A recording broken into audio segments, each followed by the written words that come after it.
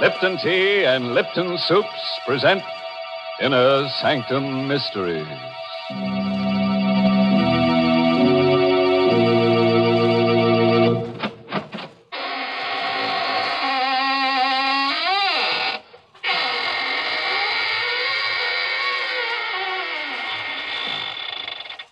Good evening, friends of the Inner Sanctum. This is your host opening the squeaking door for another session of the AGGMS, the Association of Ghouls, Ghosts, and Midnight Spirits. Oh, may I see your membership card as you enter, please? What's that? Oh, no, it's not a printed card. All you have to do is show me your wrist. If there's any blood pulsing in your arteries, then you don't belong here tonight. Better come back and try some other time. After you've passed your mortuary tests. Well, Mr. Host, I'm afraid I don't qualify as a member of your AGGMS, Association of Ghouls, or whatever it is. But I am a charter member of the ILLB Society. The ILLB? What's that, Mary? It's a new one on me. Why, those initials stand for I Like Lipton's Best. To join this club, all you have to do is see that the tea in your teapot is always Lipton's. The club password isn't a word at all. It's that familiar sound of appreciation, mm-hmm. For really, Lipton tea is delicious, as zestful and spirited as can be. And the reason? Very simple.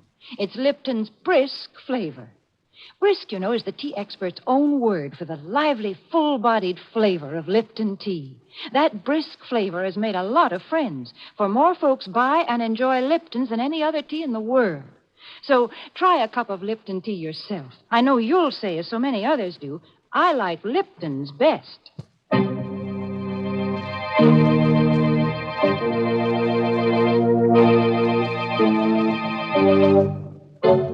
And now for tonight's Inner Sanctum Mystery. It's an original radio play by Emil Tepperman called Make Ready My Grave, and stars two radio favorites, John Banks and Richard Widmark. It's about a boy and a girl who've just been married. A piece of colored string, an open grave, and a hangman's noose.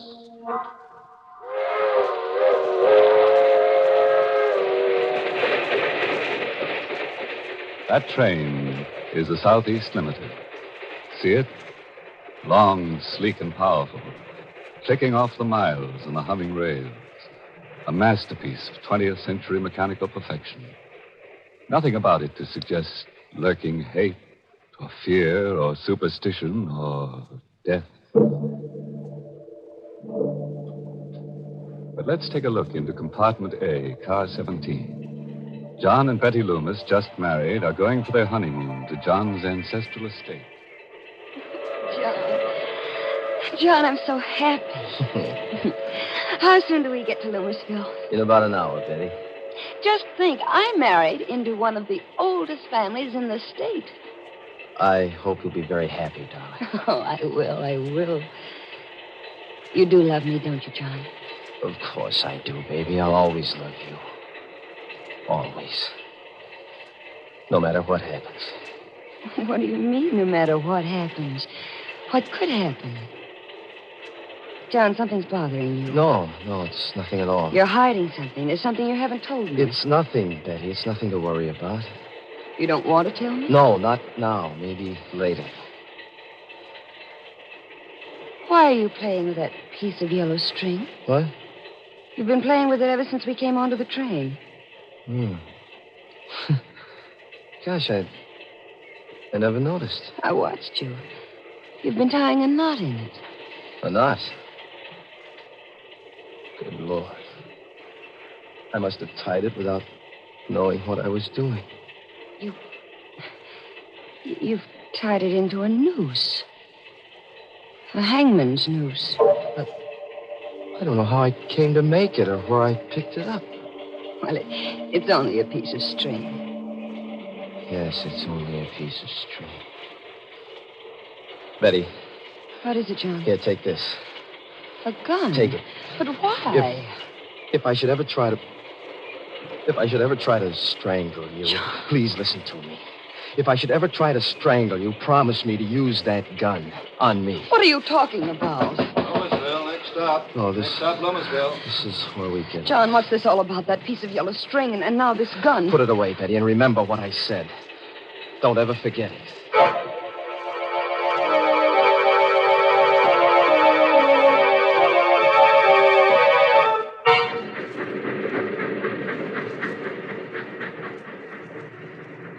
Why is it so dark here? This is just a way station. The train only stopped here to let us off. Otherwise, it goes right through. Oh? I thought Loomisville was a big town. Well, it used to be 100 years ago, but now there's only the Loomis estate. Are we far from the estate? About 2 miles. Old Herman Galt should be here to pick us up in the station wagon. Herman Galt? Mm-hmm. He's the handyman. There's been a Galt working for the Loomis family for the last 150 years. John, I don't like it here. Dark, and that wind. The devil can Galt be? I wrote them what train we were taking. I'm right here, What? Mr. John. Oh, Galt, you frightened my wife. I'm sorry, ma'am, if I scared you. Oh, that's all right. It was just the way you spoke so suddenly out of the darkness. If you'll follow me, I've got the station wagon back here. John, he doesn't like me. Galt? No, that's just his way. He's very devoted to the family. Wait till you get to know him. I don't think I care to.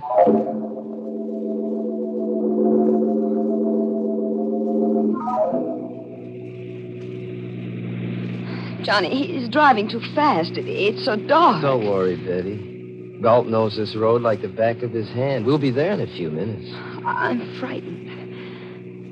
Darling, please, tell me why you gave me the gun. No, I can't tell you now, Betty. Maybe after you meet Uncle Everard. John, What? what's that in your hand? What? Oh. Another piece of string. A red one this time. Well, I must have picked it up in here, off the seat. You've knotted it into another hangman's noose. Galt, Yes, Mr. John. this piece of red string, did you put it here? No, sir. Then how did it get here? You ought to know. Yes. Yes, I ought to know. Galt, why are you stopping here? We're home, ma'am. This is the entrance to the Loomis estate. I've got to get out and open the gate. I'll be right back. Betty, I've got to get out, too. I've got to see for myself. See what, You John? stay here, Betty. But, Stay right where you are. Wait a minute, I'm coming Go back, too. Betty. Get back in the car. Mr. John is right, ma'am. You shouldn't go with him. Take care of her, Galt. I won't be long. Galt, where's he going? That is the Loomis family cemetery. Cemetery? What does he want to see in there in the middle of the night? He'll tell you himself, ma'am. In due time. No, I'm going to find out right now. Better not, ma'am. Better come John! back. John, wait for me. Betty, I told you to stay in I'm the going car. with you. I want to know what there is in that cemetery. Get back in that car. I'm your wife now. I have a right to know what this is all about. I'm going with you. All right, if that's the way you feel about it. But hold on to that gun I gave you. Keep it in your hand all the time. John, why? You'll Why? find out soon enough.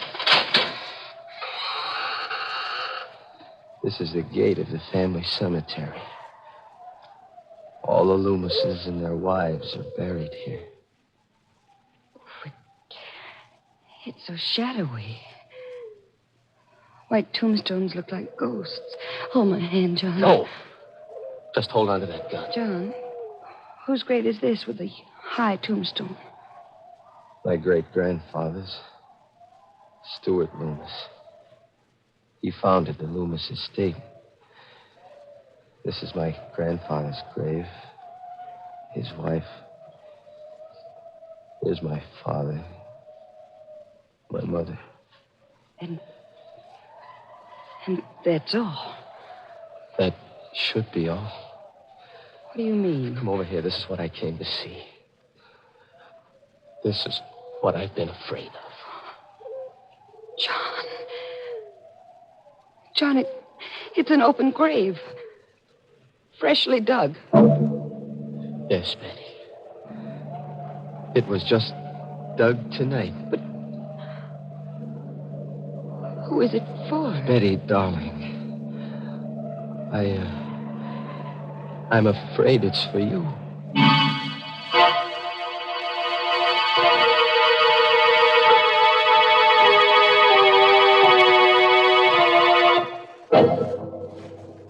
Well, what's poor Betty letting herself in for? With a fresh grave waiting for her on a honeymoon. And a husband who ties little strings into hangman's nooses. But come to think of it, Betty's a lucky girl at that.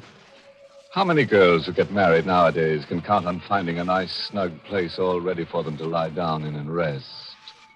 In peace. Gracious, Mr. Host, Betty doesn't seem like a lucky bride to me. Why, most brides have things much easier because there's so many things today to help them make their marriage a success. For example? For example, Lipton tea. With Lipton tea on the pantry shelf, a young bride today has a much better chance of making her home a happy one. Just the other day, I was talking to a friend who just got married. As we sat there in her kitchen sipping our Lipton tea, me occupying the only chair and she perched on the kitchen stool, she said, Mary, it was silly of me to worry about being able to cook the things Jack liked. It's not nearly as difficult as I imagined. Take this Lipton tea here. It answers the whole beverage problem as far as Jack is concerned. He's happy as long as he has Lipton's morning, noon, and night. Well, I told her I could understand that, because most husbands I know about are partial to Lipton tea. And it's because of the extra satisfaction that's in Lipton's wonderful brisk flavor. Satisfaction, did I say? You just try Lipton tea and see if that isn't an understatement. Try Lipton's tomorrow.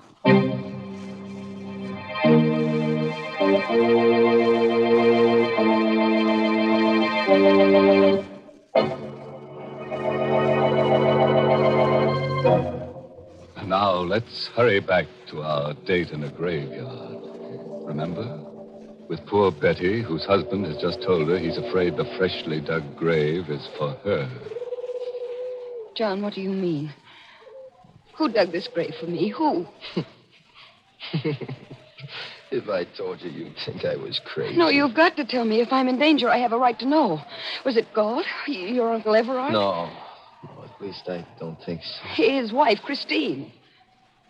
Betty, do you believe that a ghost could dig a grave?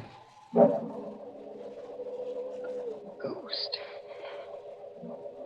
Do you mean I'm in danger from a ghost? Oh, I told you you'd think I was crazy. John, why are you looking at me like that? I don't know. Betty, have you got that gun with you? No, I left it in the car. What good would a gun be against a ghost?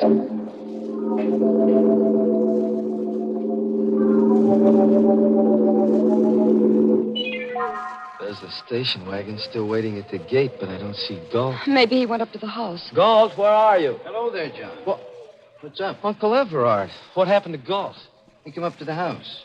Said you'd gone into the cemetery. So I thought I'd better come down. Oh. Is it there? Yes, it's there. A freshly dug grave. Uncle Everard, this is my wife, Betty. Who are you, Betty? Hello. You saw the grave too, Betty? Yes, and John says he thinks it's for me. I'm afraid I don't understand all You this. haven't told her anything yet, John? Well, just a little. I couldn't bring myself to. I think it's time you did.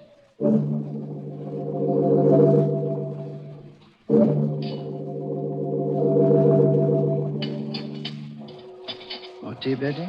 Thank you, Uncle Everard. I will have a little more. You, John? No, thanks. Too bad Christina's ill. She's upstairs in our room. But I hope she'll be better by tomorrow. You can see her then. Maybe.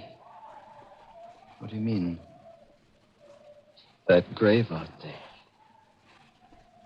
Maybe it'll be filled tomorrow. John, don't you think it's time you kept your promise to tell me what this is all about? You tell her, Uncle Everard. Well, Betty, there's a ghost in the Loomis family. That's it in a nutshell. Oh, I see. And it was a ghost who dug that grave. I know it sounds mad. But after 150 years, we Loomises have come to the conviction that it can't be anything but a ghost. 150 years? You mean... John's great-grandfather, Stuart Loomis, settled this strip of seacoast under a patent from the colonial governor. There's his picture over the fireplace. He doesn't look much like you, John. Stuart Loomis was a hard man. There was a French privateer in these waters who made a lot of trouble in those days. Gaston Leroux, who sailed the seas with his wife, Antoinette. But what has a French pirate and his wife to do with that grave? Stuart Loomis captured Leroux and his wife, and under the authority conferred upon him by the governor, had the power to hang them. You mean the woman, too? Yes. He hanged them both on a gibbet where our family cemetery now stands. Oh, how terrible. Before he died, Gaston Leroux laid a curse on the Loomis family. He swore that just as his wife was hanged, so would all the Loomis women die. He swore that he would come back and dig a grave for the wife of a Loomis in every generation, and furnish the noose by which a Loomis would strangle his own wife. But that's incredible. Short while afterward, a fresh grave was found beside the gibbet where Leroux had been hung. That night, Stuart Loomis's wife, John's great-grandmother, was found hanging by the neck from the eaves of this very house. And Stuart Loomis? I told you Stuart Loomis was a hard man and had made many enemies. There were many who hated him deeply and bitterly. He was arrested and tried for the murder of his wife. Convicted and executed. Now you know the secret of the Loomis family. But, John, that still doesn't prove there's a ghost. No, that one incident doesn't prove it. But it happened again when the next Loomis married, John's grandfather. And to the next Loomis, John's father. Sometimes a year after he married, sometimes 5 years. But the curse never fails. It's happened in every generation? Yes. And now, John Loomis has brought a new wife home. There's a freshly dug grave waiting in the family cemetery. Then I'm next. I don't know, Betty. Maybe that grave isn't for you. What? Maybe it's for Christine. My wife. This is all ridiculous. A ghost couldn't dig a grave, make John strangle me to death. Uncle Everard, you can't believe such a legend. It can't be true. Maybe not, my dear. But the graves of the strangled Loomis women are out there to prove it.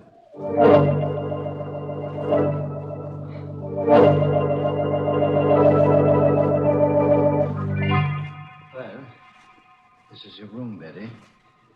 I'll have God call you at 8 tomorrow morning. Good night. Good night, Uncle Everard. Good night, John. Good night, Uncle Everard. This is such a big room. It's so gloomy. The whole house is like that. It lies gloomy and sullen under the Loomis curse. Oh, Betty, I love you so much. We'll beat the curse together. Let me go, darling. I want to change my clothes and wash. All right. There's the bathroom over there. I'll only be a minute. All right, darling. Oh, it's a lovely bath. Betty, what is John, it? quick. What? Look. Hanging from the shower bar. What? A hangman's noose. It's a real one this time. Of rope. Ready to hang someone. Who put it there? It's the Loomis curse. We can't get away from it. No ghost could have hung that rope there. Let's call Uncle Everard. All right. Have you got the gun with you? No, it's in my handbag. Well, get it. But, John... Get it, I say. All right, John. Here. Here, I've got it. All right, now keep it with you all the time. And don't be afraid to use it on me if necessary. All right, let's get your uncle. This is his room. I wonder if I ought to wake him. It might upset Aunt Christine. She's sick. We've got to wake him. Better knock harder. Well, it wasn't locked. Call him. Uncle Everard. Uncle Everard? He doesn't answer. But there's a light in the room. Push the door further open. All right. Well, there's nobody in the room. The bed's empty. Uncle Everard? Aunt Christine? Maybe in the bathroom. The door is open. Betty! Grandma! What? Aunt Christine. She's hanging by the neck. She's dead.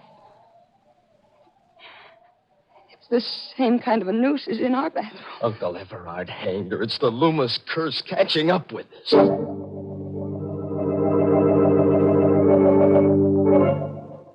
Oh, Galt, any trace of Uncle Everard? I searched the whole house, basement to attic, not a sign of him. He must have gone out. Come along. But it's raining. We've got to find him, Betty. Come on.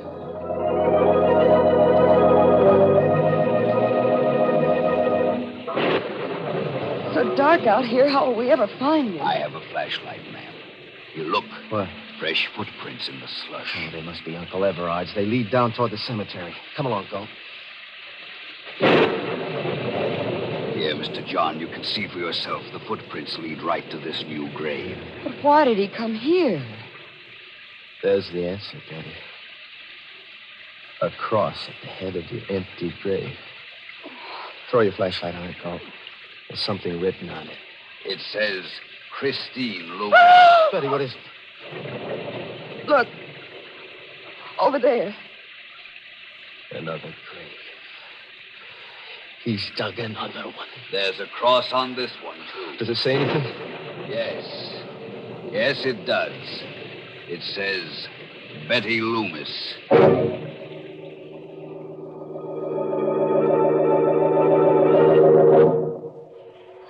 John, sit close to me. That portrait of Stuart Loomis over the fireplace looks so real. It frightens me. Now, remember, Betty, whatever happens, hold on to that gun, and don't be afraid to use it tonight. Where is Galt? He ought to be here soon. He went to look for some weapons. Here I am, Mr. John. Galt, you always frighten me coming in so quietly. I'm sorry, ma'am. Here, Mr. John. These ought to be pretty good weapons. Size? Yes, I had them sharpened only the other day. They could slice a man's head off in one stroke. Take one, Mr. John. Thanks. But I'd hate to use it on Uncle Everard. If he shows up tonight, you'd better use it. Maybe he's come back into the house through the back way. I'll go through the house again if you'd like. This time I'll start with the attic. Be careful, Galt. I will, Mr. John. John, I don't like him. Galt? And I don't think he likes me either. Oh, that's not true. Darling, what's that? Must be Galt in the attic. Help, Mr. John! Help! He must have met Uncle Everard hiding up there. Stay right here, Betty, and hold on to that gun. John, be careful. Don't worry. Just take care of John, yourself. come back. I'm frightened. I'm afraid to be alone. There's nothing to be afraid of. I have this gun. And if anybody comes... The lights. Lights went out. Who's there? Who's in this room? Don't come any closer. I have a gun and I'll shoot. I can't see you, but I'll shoot at the sound. John, help! Rope. Around my neck. Let go. I'll shoot. It's not loaded. I took the bullets out when you left it in the car. Galt. Yes, ma'am, it's Galt. Mr. John is busy up there in the attic with the body of Mr. Everard. I killed him, too. And when Mr. John comes downstairs, he'll find you. And I'll cut him down in the dark with my scythe. Why? There were others besides the pirate LaRue who hated Stuart Loomis. Like my own great-grandfather, he was in the service of Stuart Loomis, and he hated him. When LaRue laid the curse on the Loomises, my great-grandfather decided to make it come true. It was he who strangled the wife of Stuart Loomis. And through the years, the Gaults, from father to son, have handed down their hate. You're mad. Maybe. I'll tighten the noose and finish Betty, you. where are you? Why is it dark in here? John! Betty! John, look out, it's all he has his eye. And so was I. John! John! Oh.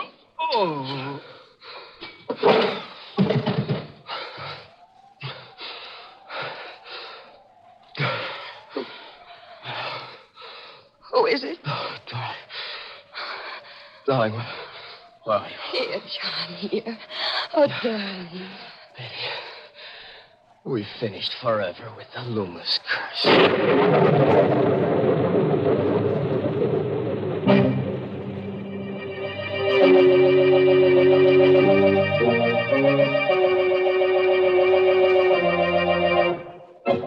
Well, that was a pretty rough honeymoon for Betty. But, you know, there's a lesson in her story for forgetful wives.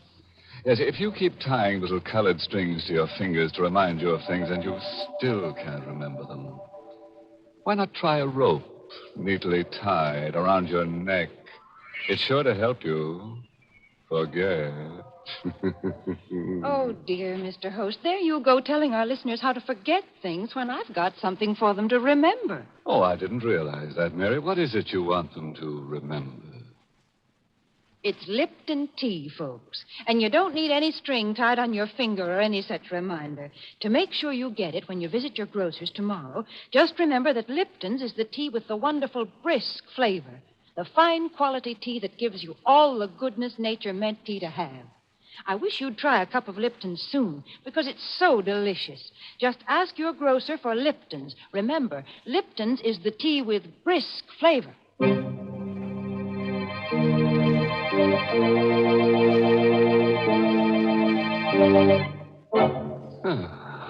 And so our evening's over, with the usual quota of corpses to qualify for the ghoul school.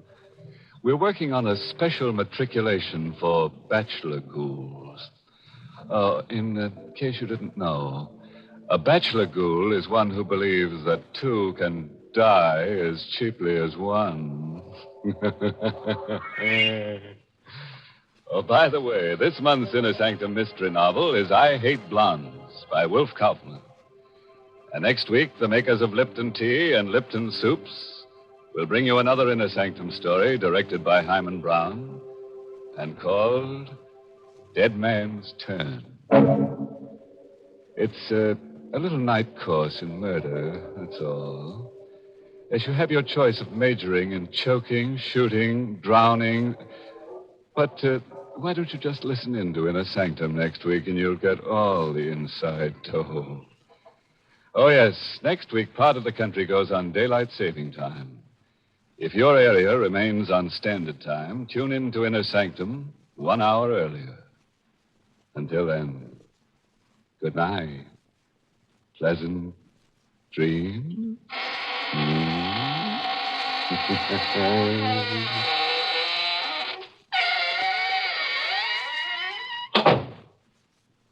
Want a delicious dinner treat in a hurry?